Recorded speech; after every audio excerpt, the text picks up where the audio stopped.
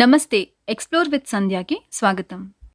Humans right activist ఇంకా farmer assistant professor అయిన GN Saibaba గారి గురించి ఈ వీడియోలో తెలుసుకుందాం. గోకర్కొండ నాగ సాయిబాబా గారు 1967లోని ఈస్ట్ గోదావరి అమలాపురంలో జన్మించారు. సాయిబాబా గారికి 5 ఇయర్స్ అప్పుడు పోలియో వచ్చిన కారణంగా అప్పటి నుంచి ఆయన వీల్ చైర్ యూజ్ చేస్తూ ఉంటారు. వీల్ చైర్ లేకుండా ఆయన ఎక్కడికి మూవ్ అవ్వలేరు. అయినప్పటికీ ఈయన ఎంతో బాగా చదువుకున్నారు. అమలాపురం ఎస్కేబిఆర్ కాలేజ్లో BA కంప్లీట్ చేశారు.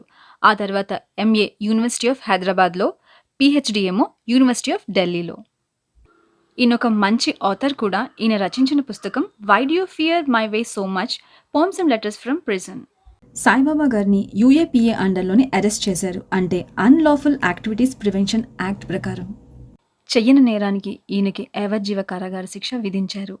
ఈయన సతీమణి అయిన వసంత గారు ఇంకా లాయర్స్ ఎన్నో అగ్ని పరీక్షలు ఎదుర్కొని లేట్ అయినప్పటికీ న్యాయం ఎప్పటికన్నా గెలుస్తుందని ప్రూవ్ చేశారు. మొన్న మార్చ్ 2024న ఈయన రిలీజ్ అయ్యారు.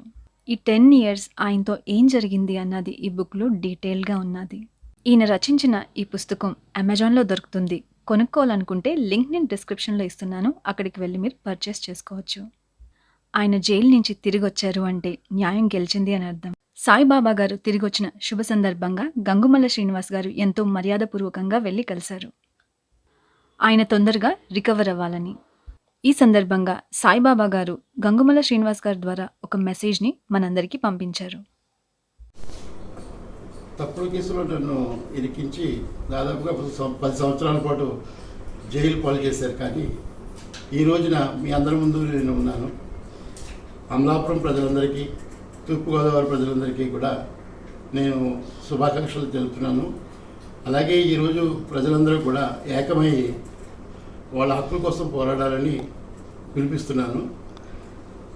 నేను చాలా కాలం నుంచి తెలంగాణలో ఉన్నప్పటికీ కూడా నా జన్మభూమి అమలాపురం మీద ఉన్న ప్రేమతోనే ఎప్పుడూ